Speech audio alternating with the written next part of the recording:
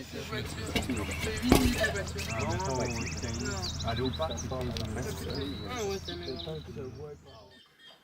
Couché au pied d'un cerisier, entouré par les Rocheuses et respirant l'air chaud de la vallée de l'Okanagan, c'est le rêve de plusieurs Québécois dès que la saison chaude approche. Ils ressentent ce désir commun, cet appel à l'âme qui les pousse à s'exiler dans la province de la Colombie-Britannique. Depuis plus de 50 ans, dès le début de l'été, près d'1 millier de Québécois partent en voiture, en autobus ou sur le pouce pour s'exiler vers l'ouest et y trouver du travail. Tout l'été, ces jeunes adoptent un mode de vie nomade, voyageant d'un verger à l'autre. De 5 heures le matin jusqu'à midi, ils ramassent des cerises, pêchent ou pommes. Ils sont la principale source de main-d'œuvre essentielle pour l'agriculture de l'Ouest. L'après-midi, punks, hippies et routards québécois se rassemblent pour se baigner à la plage, sauter des falaises, discuter, fumer et jouer de la musique.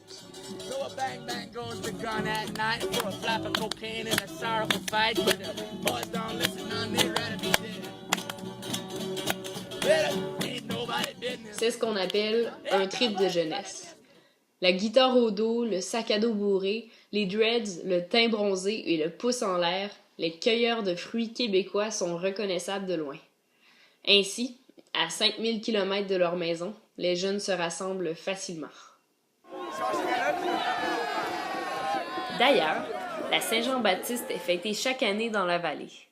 C'est à Oliver, au sommet d'une montagne, qu'on retrouve plus de 400 jeunes Québécois à danser autour d'un feu de joie en cette soirée du 24 juin. Oui, il y a le gros fun noir, mais c'est aussi un voyage qui devient existentiel. Ces jeunes adultes, souvent en période de réflexion face à leur avenir, fuient leur vieille routine pour se lancer dans une aventure. Étant complètement indépendants, ils doivent parfois se montrer ingénieux, leur permettant ainsi de se connaître et de se développer intérieurement. En vivant en pleine nature, dans la pure liberté, les jeunes attendent donc ce déclic tout en ayant du plaisir.